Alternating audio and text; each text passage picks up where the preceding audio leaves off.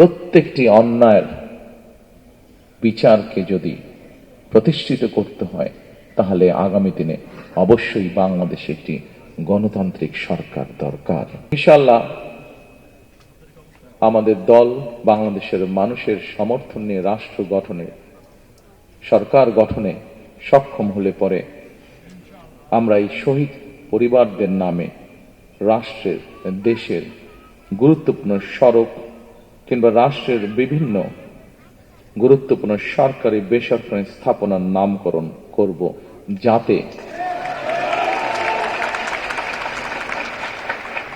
যাতে প্রজন্মের পর প্রজন্ম এই শহীদদেরকে গৌরবের সাথে স্মরণ রাখতে পারে। প্রিয় স্বজনহারা উপস্থিতিবৃন্দ, সাংবাদিক ভাইরা, উপস্থিত নেতৃবৃন্দ, এখানেই শেষ নয়।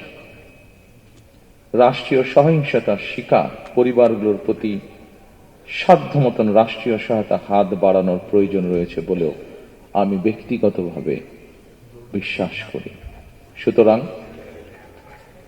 সুতরাং স্বাধীনতা প্রিয়, গণতন্ত্র প্রিয় প্রতিটি মানুষের সামনে জনগণের প্রতি দায়িত্বশীল একটি মানবিক রাষ্ট্র গঠনের সুযোগ আমাদের সামনে এসেছে। কেউ কেউ বিভিন্ন রকম কথা বলে একটি অবস্থার তৈরি করার চেষ্টা করছে, যেখানে এই গণতন্ত্রের পথ যে তৈরি হয়েছে সেটি যাতে বাধাগ্রস্ত হয়।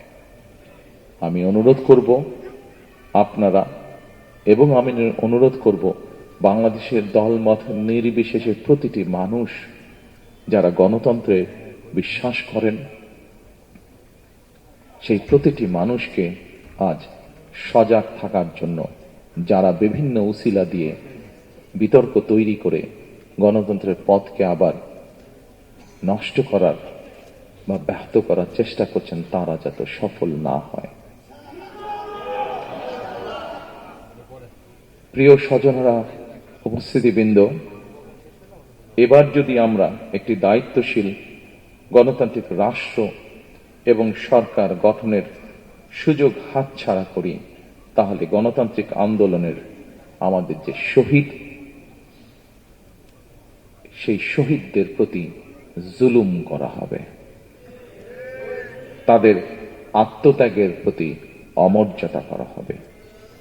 যারা গুম শহীদ হয়েছেন, বিভিন্নভাবে নির্যাতিত, পঙ্গুত্ব বরণ করেছেন, 24-এর আন্দোলনে, 5ই আগস্টের আন্দোলনে যারা শহীদ হয়েছেন, যে হাজারো মানুষ যারা বিভিন্নভাবে পঙ্গুত্ব বরণ করেছেন, প্রত্যেকটি অন্যায়ের বিচারকে যদি প্রতিষ্ঠিত করতে হয়, তাহলে আগামী দিনে অবশ্যই বাংলাদেশে একটি গণতান্ত্রিক সরকার দরকার। যে গণতান্ত্রিক সরকার,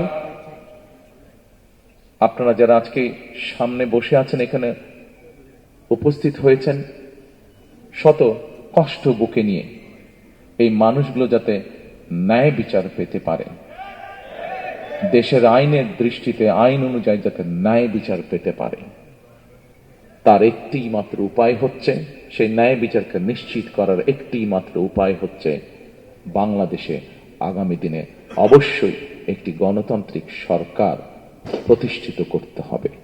যেই সরকার জনগণের আকাঙ্ক্ষা পূরণে কাজ করবে, যেই সরকার মানুষের যারা নির্যাতিত হয়েছে, অত্যাচারিত হয়েছে, তাদের প্রতি ন্যায় বিচার করবে।